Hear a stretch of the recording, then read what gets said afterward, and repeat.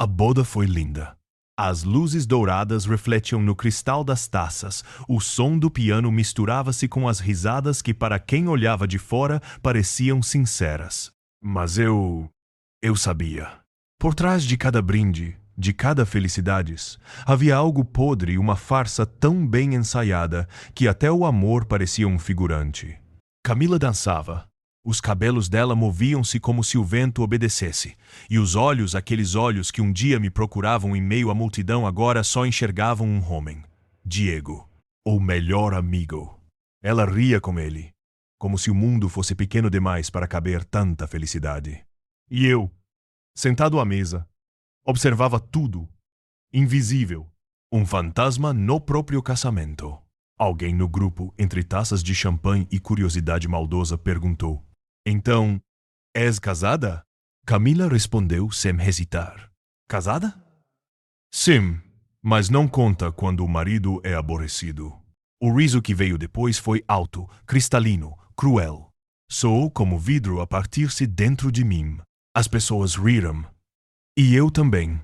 Um reflexo automático, como quem tenta sobreviver. Mas por dentro, algo em mim morreu ali devagar, silenciosamente. Não houve grito, não houve escândalo. Apenas um gole amargo de champanhe e a certeza fria de que o nós já não existia. Ela ainda dançava, e o vestido branco dela parecia zombar da palavra compromisso. O Diego apertava-lhe a cintura, e ela deixava. Talvez não fosse a primeira vez. Talvez só ali eu tenha aceitado o que já era óbvio. Enquanto todos aplaudiam o casal no centro da pista, eu só pensava numa coisa: como é possível estar rodeado de gente e ainda assim sentir-se completamente só? E naquele instante, percebi. Não era apenas uma piada maldosa, era um aviso. Camila já tinha partido há muito tempo. O corpo dançava ali, mas o amor dela tinha encontrado outro ritmo, outro par. Terminei o meu copo. O sabor doce do champanhe transformou-se em ferro na minha boca. Levantei o olhar e, por um segundo, ela cruzou os olhos comigo. E sorriu. Não um sorriso de amor, nem de culpa, um sorriso de quem acredita que venceu. Foi então que senti.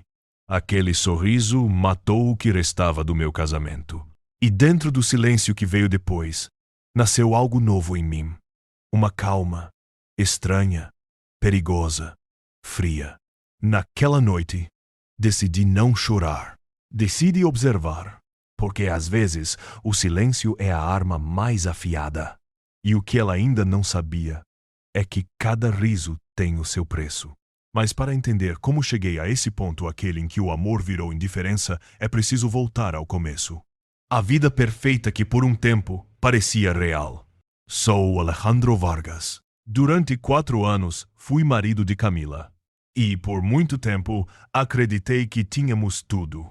A casa era grande, moderna, cheia de janelas por onde o sol entrava como se quisesse abençoar o que, de fora, parecia um casamento perfeito. Tínhamos um carro novo, jantares aos sábados, viagens planejadas até ao último detalhe. Nas redes sociais, éramos o retrato da felicidade. E talvez fosse isso que mais doía, perceber que a mentira estava nas entrelinhas do sorriso. Camila sempre soube como parecer feliz. Era encantadora, leve, radiante. E eu acreditava em cada gesto, em cada amo-te sussurrado antes de dormir. Mas com o tempo, comecei a perceber que havia um abismo entre nós, pequeno, invisível, mas crescendo todos os dias. Era o tipo de distância que não se mede em metros, mas em olhares que já não se procuram. Lembro-me do início, quando ela me fazia rir por qualquer coisa. Uma manhã de domingo, café na cama, música alta e nós a dançar na sala como 2 adolescentes. Lembro-me de promessas. Nunca vamos deixar de nos ouvir. Ironia cruel, porque, no fim, foi o silêncio que nos matou. Foi nessa época que o nome Diego começou a aparecer. No início, era apenas uma sombra inofensiva nas conversas dela. Um velho amigo da universidade, dizia. Eu sorria, porque confiava.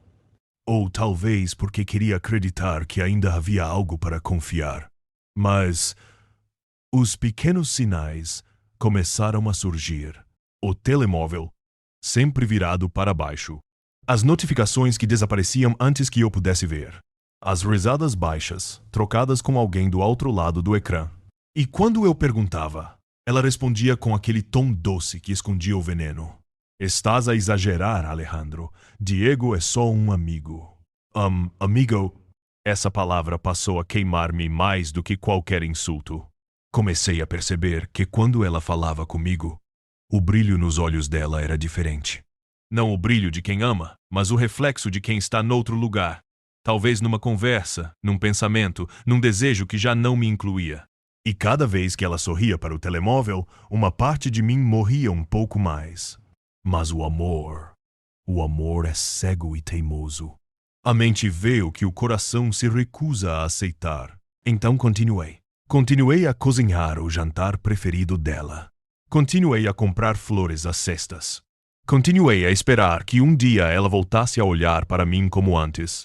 Mas o que antes era lar tornou-se cenário, e eu, apenas um figurante num papel que já não me cabia, foi nessa altura que me dei conta. Não existe traição mais dolorosa do que ser esquecido por quem ainda dorme ao teu lado. E foi então que o abismo entre nós deixou de ser apenas emocional. Porque quando o respeito morre, o amor começa a apodrecer. E foi aí que as primeiras fissuras apareceram. Ninguém percebe o momento exato em que o amor começa a morrer. Ele não grita, não deixa marcas visíveis. Só vai desaparecendo devagar, entre as conversas curtas, os silêncios longos e os olhares desviados. Com Camila, foi assim. Um dia, ela já não ria das minhas piadas. No outro, já não me esperava para jantar. E quando me olhava, era com a impaciência de quem quer estar noutro lugar. Mas o que mais me doía era perceber que esse outro lugar tinha nome. Diego. Tudo começou com as comparações inocentes. Diego diz que esse restaurante é melhor. Diego acha que esse filme é uma perda de tempo. No início, eu sorria. Achava que era apenas uma fase. Mas as fases dela tornaram-se o meu inferno diário. Lembro-me de uma noite. Estávamos à mesa, jantando em silêncio. Ela recebeu uma mensagem. E o rosto dela mudou como se o mundo inteiro coubesse naquela tela. Sorriu. E virou o telemóvel para baixo, sem sequer pensar. Foi nesse gesto simples que percebi: o respeito tinha ido embora. O respeito a essa fronteira invisível que, quando se quebra, leva tudo com ela. Perguntei-lhe com calma: Camila, há alguma coisa que eu deva saber? Ela levantou o olhar fria. Estás a imaginar coisas, Alejandro? Já estás a ficar paranoico. E de Poirier, aquele riso, leve, cruel, cheio de desprezo. O mesmo riso que voltaria mais tarde, na noite da boda. Desde esse dia, comecei a ouvir o silêncio com medo. Cada notificação era uma lâmina. Cada desculpa, uma nova fissura no que ainda restava de nós. E quanto mais eu tentava aproximar-me, mais ela se afastava. A distância não era física, era emocional. Era invisível, mas letal. Uma noite, não consegui dormir. Levantei-me e vi luz no corredor. Ela estava no sofá, a sussurrar ao telefone. A voz dela era baixa, doce, íntima. E depois, aquela frase que me congelou o sangue. Não digas isso. Ele está em casa. Everyone be attentive, of course. Fiquei ali, parado na penumbra, com o coração a bater no estômago. Não entrei. Não confrontei, porque às vezes o silêncio é o único escudo que nos resta quando a verdade ainda dói demais para ser dita. Na manhã seguinte, ela agiu como se nada tivesse acontecido. Sorriu, beijou-me de leve na face. E saiu, leve, livre. Enquanto eu ficava ali, preso num casamento que já não existia, mas que eu ainda não tinha coragem de enterrar. Foi nessa altura que entendi algo terrível. O amor pode sobreviver à traição, mas nunca à humilhação. E foi esse sentimento ou de ser humilhado lentamente, dia após dia, que começou a mudar-me, a transformar o homem calmo num observador frio. Porque quando o coração se cansa de sofrer, ele começa a planear. E enquanto ela vivia a novela da liberdade, eu comecei a escrever o meu próprio final. O tipo de final que não se grita, apenas se executa em silêncio. There is fine to deceive one day oneling. He will rate it in others. Sempre me considerei um homem calmo. Nunca fui de gritar, de bater a mesa, de dramatizar. Mas há um limite para tudo, até mesmo para o silêncio. E o meu limite foi naquela noite, quando percebi que, por mais que eu tentasse, o respeito já não morava conosco. Não fiz escândalo. Não houve lágrimas, nem discussões. Apenas uma certeza gelada. O amor tinha morrido, e eu estava a viver com o corpo daquilo que restava. Foi então que comecei a planear, em segredo, sem raiva, apenas com precisão. Porque a raiva é ruidosa, mas a vingança verdadeira é meticulosa e serena. Falei com um advogado. Descobri que a casa era minha antes do casamento. Isso significava que tudo, absolutamente tudo, podia ser meu novamente. Comecei a transferir o dinheiro, pouco a pouco. Criei novas contas, novos acessos, novas senhas. Deixei o suficiente nas contas conjuntas para que ela não desconfiasse. Movimentos pequenos, invisíveis, como quem rearruma peças num tabuleiro antes do checkmate. À noite, olhava para ela dormir e pensava em tudo o que tínhamos sido, em como ela transformou a ternura em ironia, o carinho em frieza. E ainda assim, dentro de mim, não havia ódio, apenas um vazio, um silêncio pesado que já não pedia explicações, só justiça. O plano era simples, sair da vida dela sem barulho, mas deixar o eco. E o momento chegou numa noite de sábado, a boda da melhor amiga dela. Camila vestiu-se com um vestido novo, pago com a nossa conta conjunta. Estava deslumbrante, como sempre. E, como sempre, dançou com Diego. Ria, provocava, exibia-se, como se cada passo fosse um desafio à minha dignidade. Quando ouvi a frase, sim, sou casada, mas não conta quando o marido é aborrecido, não senti raiva. Senti libertação. Bebi o meu último copo de vinho, olhei à volta e percebi que ninguém ali me via realmente. Então levantei-me. Fui até ao quarto do hotel, tirei o anel e deixei-o sobre a mesa. Olhei-o por um instante e parecia uma algema disfarçada de promessa. Peguei nas minhas coisas, desci as escadas e saí, sem olhar para trás. Cada passo era leve e o ar parecia finalmente respirável. Naquela estrada silenciosa, enquanto conduzia para casa, percebi. Ela podia rir à vontade, porque, em poucas horas, o jogo ia inverter-se. Cheguei a casa, abri o sistema de segurança e comecei. Eliminei o código dela. Mudei a palavra passe do portão, bloqueei o acesso ao cartão partilhado. Em 5 minutos, Camila já não tinha lar. Em 3 horas, já não tinha presença. Empacotei tudo: roupas, perfumes, memórias em 30 caixas perfeitamente organizadas. Cada dobra de tecido era uma despedida sem palavras. Enviei um e-mail ao meu advogado. Presente o divórcio. E dormi como não dormia há um ano. Na manhã seguinte, as chamadas começaram. Primeiro, com tom doce. Depois, confuso. E, por fim, desesperado. Mas eu apenas ouvi Sam responder. Porque às vezes o silêncio diz tudo o que as palavras não conseguem.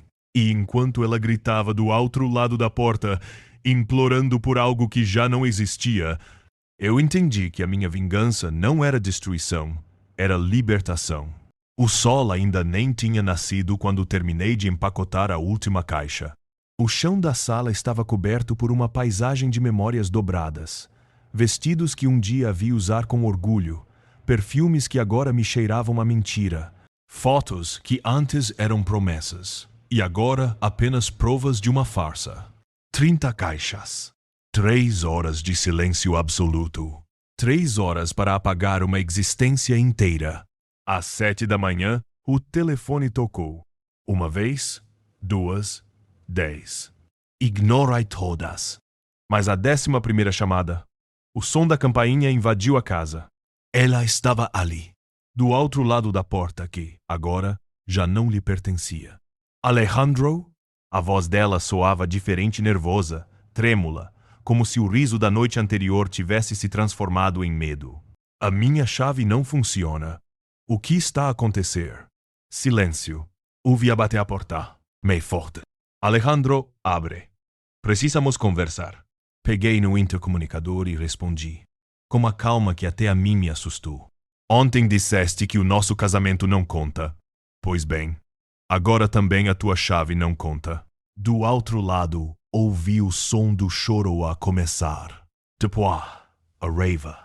Não podes fazer isto comigo! É a minha casa! Não, Camila. Era.